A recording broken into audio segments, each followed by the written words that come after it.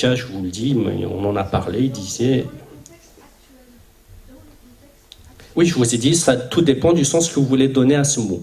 Si vous voulez dire que Nabil Fares est un écrivain qui s'adresse à tout le monde, qui peut être compris par tout le monde et qui doit être lu par tout le monde, là je suis entièrement d'accord avec lui, avec vous, excusez-moi, avec lui aussi.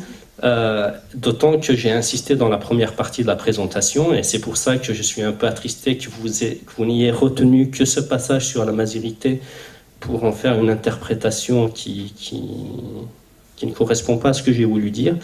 Mais merci d'avoir posé votre question, parce que s'il y a d'autres personnes qui ont pensé comme vous, maintenant on va éclairer cette question. Donc j'ai insisté dans la première partie de la présentation sur le travail qu'il fait dans toute son œuvre, donc, qui est influencé par la littérature américaine. James Baldwin revient dans Le Passager de l'Occident et dans Le Chant des Oliviers. Il y a d'autres auteurs américains qui reviennent. Il insiste beaucoup sur la culture juive, musulmane.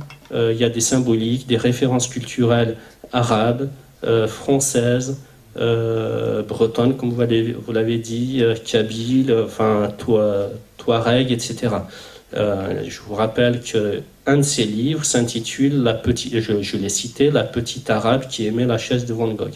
Donc c'est pas du tout ce que je voulais dire, c'est juste qu'il y a une histoire complexe, et c'est peut-être ça du coup, le message de son dernier livre, c'est que le Maghreb, l'Afrique du Nord, refuse de reconnaître l'étrangeté qui est constitutive de son histoire et sa pluralité culturelle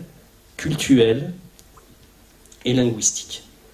Et le rêve de Nabil Fares, et vous lirez ce livre et vous verrez que son rêve, c'est qu'un jour, toutes les cultures, toutes les religions et toutes les langues maghrébines, dont le français, puissent vivre ensemble en paix et sans être manipulés par les idéologies, les politiques. Et juste avant de vous donner la parole, monsieur, juste un autre point, Nabil Fares, lui, insiste aussi sur la partie francophone de l'Afrique du Nord, et à la fin, il a été aussi choqué par cette espèce de fascisme, entre guillemets, qui est en train de naître chez certains amazirisants en Afrique du Nord, notamment en Algérie, qui veulent absolument que les écrivains berbérophones écrivent exclusivement en berbère et non plus en français ou en arabe.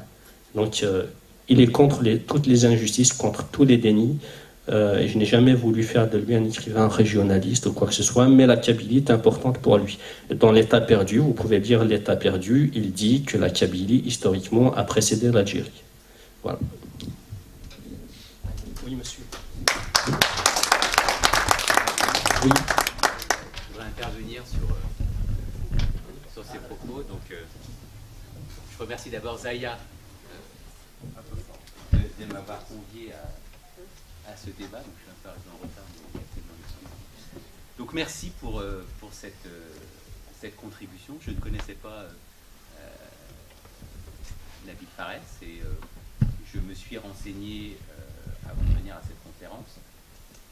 Et effectivement, il y a beaucoup de choses qui me sont venues lors de la conférence à laquelle j'ai assisté. En particulier, vous avez parlé de Kateb Yassine et de Nedjma. Donc c'est vrai que ça a été un véritable coup de tonnerre en France à l'époque.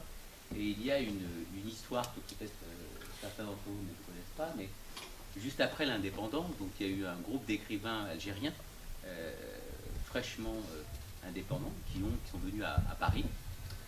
Et à cette occasion, ils ont livré des manuscrits à Louis Aragon, qui, en lisant le manuscrit de Kateb Yassine, a dit « Mais c'est formidable, c'est un écrivain extraordinaire. » Là, le groupe d'Algériens a dit « On est indépendant, c'est bien, vous nous faites plaisir, mais quand même. » Et Louis Aragon a dit « Non, non, c'est tellement un écrivain extraordinaire que je m'engage à le publier dans les Lettres françaises, qui était à l'époque une revue littéraire extrêmement importante. » Et c'est chose qui a été faite. La publication de Kateb Yassine, qui est l'entrée d'un écrivain algérien dans le monde littéraire de l'époque. Effectivement, David Fares était un anthropologue, et sur la question, je vois que certains participants ont fait preuve on voulait exprimer de l'émotion, du ressenti sur le fait de réduire ou non à un régionalisme, la mazérité ou pas la mazérité, etc. Je pense qu'effectivement, dans le contexte, c'était un Amazi. C'était quelqu'un qui était, je dirais, universel par ses fondements amazirs, parce que la culture amazighe est une culture universelle, laïque, qui a des millénaires derrière elle. Mais ce que je voudrais dire, c'est que effectivement, l'anthropologie, et Nabil Fares était anthropologue, a longtemps été considérée comme science coloniale en Algérie. C'est-à-dire que des gens comme Mouloud Marmri n'étaient pas en mesure de développer l'anthropologie dans les universités. Pourquoi? Parce que qui dit anthropologie dit histoire, qui dit histoire dit les Berbères, qui dit les Berbères dit le pouvoir. Donc, in fine, on se remet dans une problématique qui est cette problématique identitaire. Vous avez parlé d'acculturation. Je pense que la notion, et j'aimerais avoir votre avis sur la déculturation. Quelle est la déculturation et quelles sont les conséquences aujourd'hui que nous vivons tous, que ce soit en Algérie ou en France, de cette déculturation qui est le fruit d'un manque d'enseignement, que ce soit anthropologie ou d'autres sciences, qui auraient pu finalement éclairer le débat. Bon, c'était ma contribution. Merci à vous pour Je vous en prie, merci à vous. Alors, sur l'anthropologie, juste remettre un peu les pendules à l'heure, comme on dit. C'est vrai que quand on est kabyle, on voit un peu l'État partout contre nous. Alors, l'anthropologie n'a pas été interdite dans les universités algériennes parce que ça amènerait à l'étude des origines berbères de l'Algérie, mais tout simplement parce qu'il y a toute une histoire de l'ethnologie coloniale, et que du coup, à l'indépendance, effectivement, l'État a pris la décision d'interdire tout simplement l'anthropologie et l'ethnologie pour couper le lien avec les constructions de l'image de l'indigène par l'ethnologie coloniale. Donc c'est lié uniquement à ça. Maintenant, sur la déculturation, il y a quelque chose qui a beaucoup intéressé Nabil Fares, et du coup, j'en profite aussi pour répondre à une autre question de la première intervenante sur la vidéo. Donc ce sont des extraits, il n'y a pas que ça. Ce sont des extraits qui ont été montés d'après les envies du réalisateur. Moi, je l'ai découvert en même temps que vous. J'ai découvert en même temps que vous cette vidéo. Donc il y a quelque chose qui intéresse beaucoup Nabil Fares sur la déculturation, c'est le rôle particulièrement de l'école après l'indépendance. Donc des violences, ou de l'enseignement violent qui est transmis par l'école en Afrique du Nord, particulièrement en Algérie, et notamment sa partie religieuse. On en parlait beaucoup. Il m'encourageait énormément à écrire un livre sur ma scolarité en Algérie, à tel point que j'ai écrit moi-même un poème que malheureusement je ne lui ai jamais donné, qui lui est dédié là-dessus. Et puis dans ce livre, il y a tout un passage sur cette école, justement parce que lui insistait pour que j'écrive là-dessus. Donc il y a cette partie-là de l'école, de la déculturation par l'école algérienne post-indépendance. Et puis il y a autre chose aussi, c'est ce mondialisme dans lequel on se trouve et qui nous renvoie à ce que je disais tout à l'heure sur l'universalisme tel qu'il est conçu aujourd'hui, c'est-à-dire effacement des différences.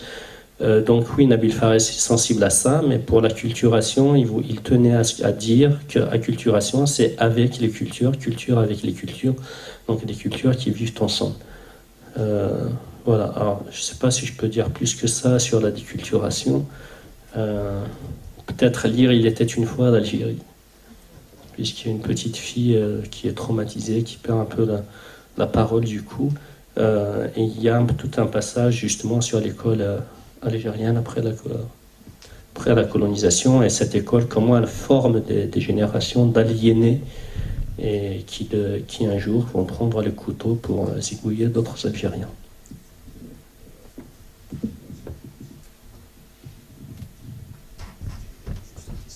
Si j'ai bien compris, le livre, c'est une œuvre en fait des recherches C'est des sa années thèse 70. d'État. C'est sa thèse d'État qu'il a faite en 1986 sous la direction du Voilà, psychanalyste et du philosophe Pierre Kaufmann. voilà, des années 80. Et est-ce que, moi, vous qui l'avez côtoyé, est-ce que s'il a fait ses travaux après les années 80, est-ce qu'ils auraient eu la même consistance qu'aujourd'hui de ce contenu? Parce que moi, je vois qu'il y a quand même un décalage, parce que c'est des travaux qui ont été menés jusqu'à 86. Les événements qu'on a connus ces dernières années, ces dernières décennies sont très importants. Oui.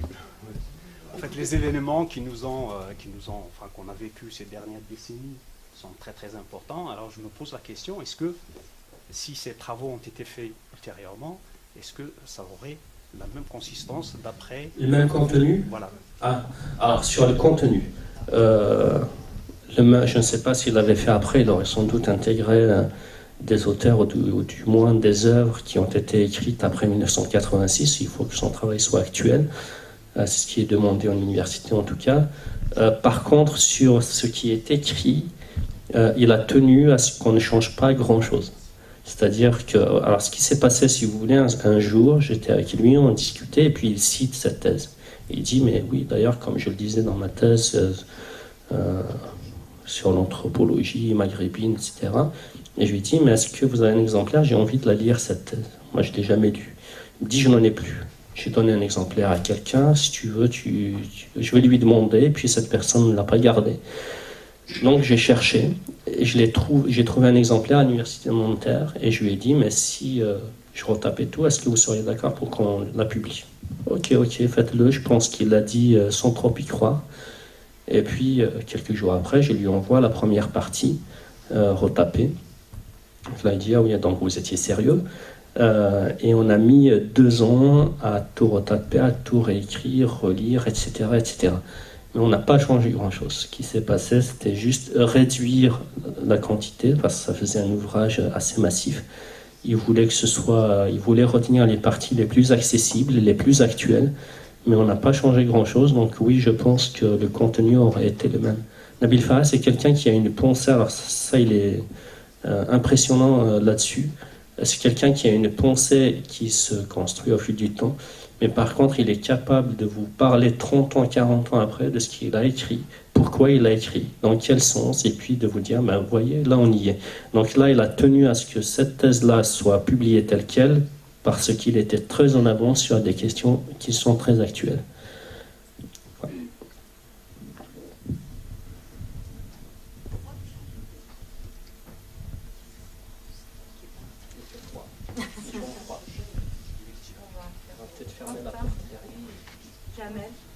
Les gens ont froid.